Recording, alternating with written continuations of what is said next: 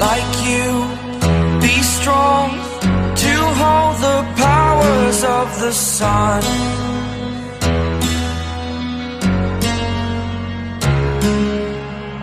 To dream, believe in strength. Now I'm the only one, only one.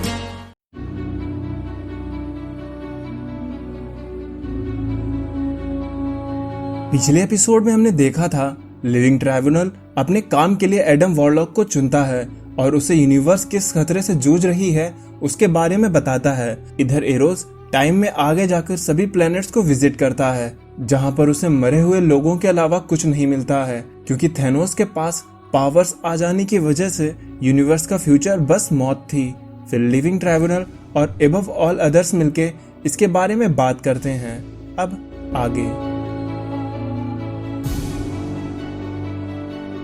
हमारी कहानी की शुरुआत होती है एरोज और पिप के साथ, जो कि रिजेल प्लैनेट पर बिखरी लाशों को देख रहे होते हैं।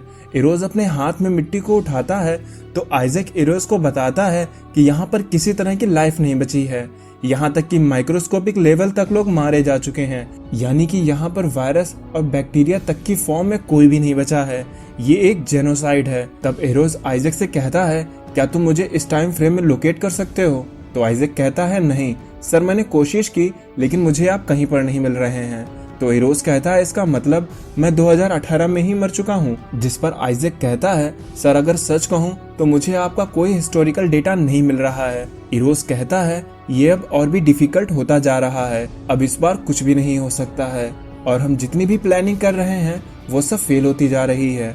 पिप कहता है, ये तो छोड़ो, इस टाइम ट्रेवलिंग ने तो मेरे दिमाग का भुर्जी पाला कर दिया है। एरोज कहता है, लेकिन हमें कैसे भी करके थैनोस के इस पागलपन को रोकना ही होगा।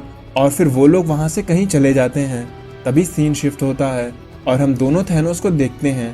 प्रेजेंट का थैनोस बोलता है, हम उस जगह पर आ चुके हैं जिसका कोई मतलब नहीं है मेरे लिए। फ्यूचर का थैनोस बोलता है, ऐसा इसलिए है क्योंकि इस जगह पर तुम्हारी मेमोरीज काफी बदल जाती हैं। जिसपे प्रेजेंट का थैनोस कहता है, क्योंकि तुम टाइमलाइन को अल्टर कर रहे हो इसलिए। फ्यूचर थैनोस कहता है, हाँ, हम हमेशा यहाँ पर रोक दिए जाते हैं। अगर तुम्हें इटर्निटी और इन्फिनिटी का सामना करना है तो इसके लिए तुम्हें रेडी रहना होगा। प्रेजेंट का थैनोस कहता है, एक कॉन्फ्लिक्ट जिसमें तुम ऑलरेडी ही जीत चुके हो। फ्यूचर थैनोस कहता है, और अब तुम भी जीत के करीब ही हो, जिसके बाद हम दोनों ही लोग सेम आउटलुक को शेयर करेंगे। प्रेजेंट का थैनोस बोलता है, तो क्या मुझे वो सब कुछ मिलेगा जो मैं चाहता हूँ? फ्यूचर थैनोस बोलता है, हाँ तुम सही हो। जब मुझे इन डायमेंशनल रेगुलेटर के बारे में पता चला तब मेरे पास कोई प्लान नहीं था कि मैं इन पावर्स को कैसे यूज करूं। मुझे हमेशा से पावर्स चाहिए थी। हम में यही चीज तो कॉमन है कि हम हमेशा पावर्स के पीछे भागते हैं। प्रेजेंट का थैनोस बोलता है, ये हमारे लिए हंगर जैसी है। Titan planet 217 BC। ये वो वक्त है जब थैनोस का जन्म हुआ था। सुइसन और एलारस अपने बेटे थैनोस के बारे में थोड़ा परेशान थे। सुइसन, जो कि थैनोस की माँ है, वो कहती है, हमारे बेटे में डेविएंट जीन है, क्या लोग इसे स्वीकार कर पाएंगे? जिसपे एलारस कहता है कि इसे हम वैसे ही प्यार देंगे जैसा इसे मिलना चाहिए।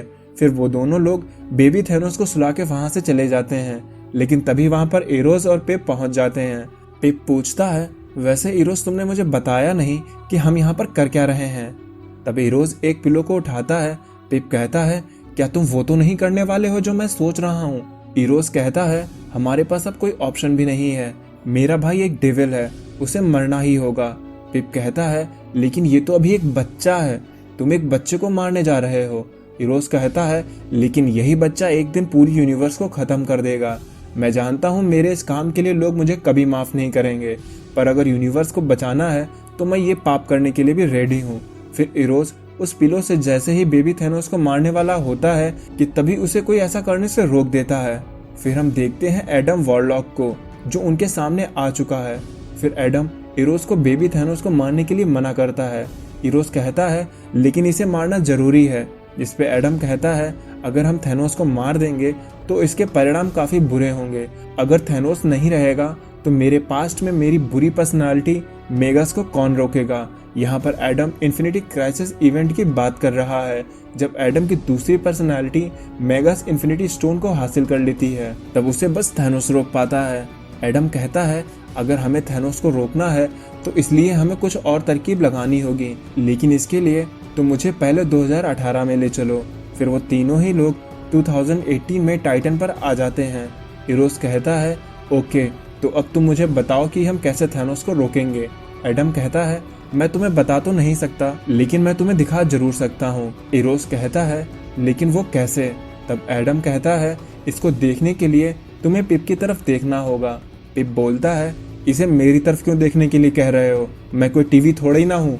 फिर एडम कहता है मुझे बस एक डिस्ट्रैक्शन चाहिए था, और इतना कहते ही एडम इरोस के पीछे से उस पर हमला कर देता है, और इस हमले से इरोस वहीं पर तुरंत मर जाता है।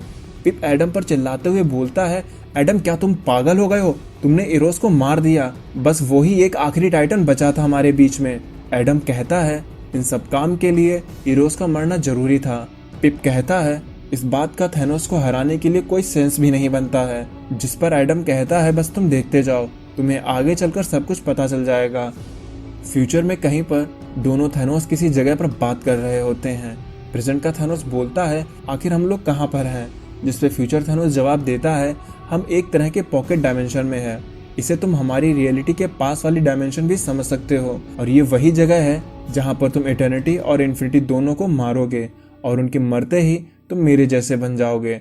फिर तभी वहाँ पर इटर्निटी और इन्फिनिटी दोनों लोग पहुँच जाते हैं।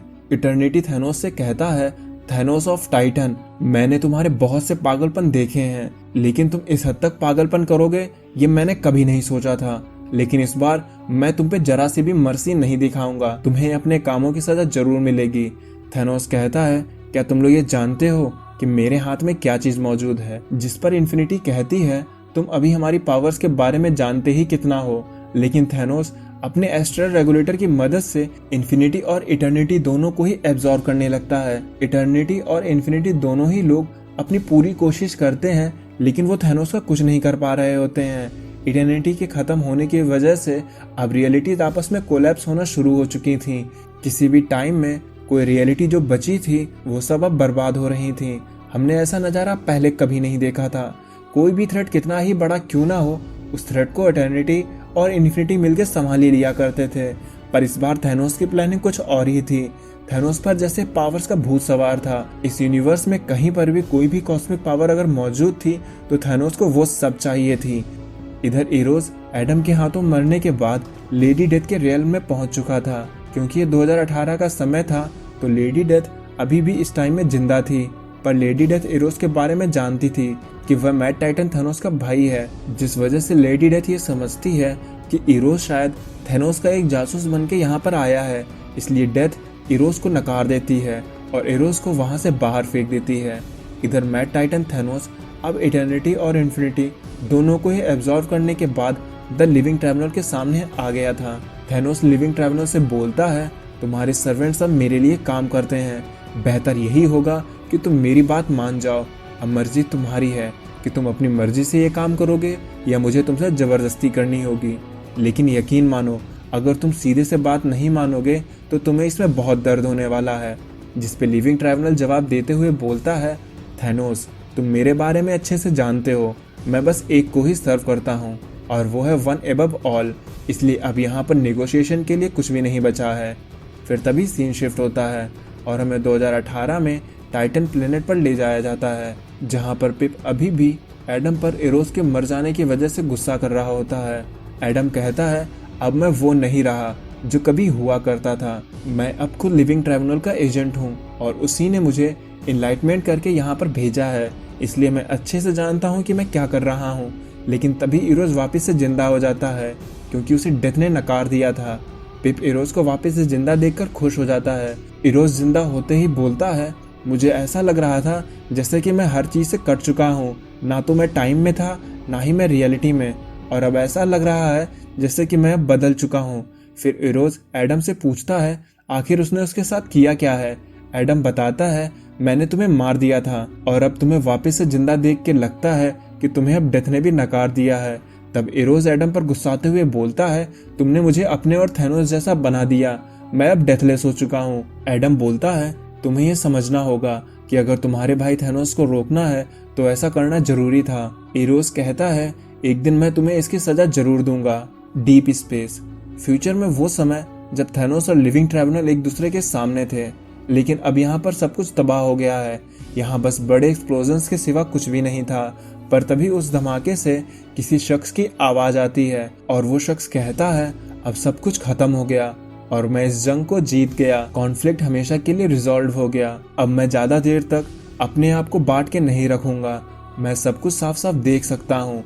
अब सब कुछ मेरा है। और तब हम देखते हैं थैनोस को, जिसने द लिविंग ट्राइब्यूनल तक को एब्जॉर्व कर लिया था और अब वो दोनों ही थैनोस एक जैसे बन चुके थे। फ्यूचर का थैनोस बोलता है, आखिरकार तुम मेरे जैसे बन ही गए। और फिर तभी दोनों थैनोस एक ही में मर्ज हो जाते हैं, क्योंकि कोई एक ही थैनोस पूरी रियलिटी पर राज कर सकता था। और फिर मर्ज होते ही थैनोस बस एक चीज बोलता है, now the real game begins. जिसके बाद ये कॉन्फ्लिक्ट स्टोरी यहीं पर खत्म हो जाती है और इसकी आगे की स्टोरी इन्फिनिटी एंडिंग में कंटिन्यू होती है, जिसे मैं आपके रिस्पॉन्स के बाद ही आगे कंटिन्यू कर पाऊंगा। तो अगर आप इसके आगे की स्टोरी जानना चाहते हैं तो अपना ओपिनियन हमसे ज़रूर शेयर करें। और अगर आपको ये वीडियो पसंद आई हो तो इसे लाइक करें। मेरे चैनल पर नए हैं तो इसे सब्सक्राइब कर लें। अब मैं चलता हूँ, आप मेरी बाकी की वीडियोज़ एंजॉय करें और खुश रहें।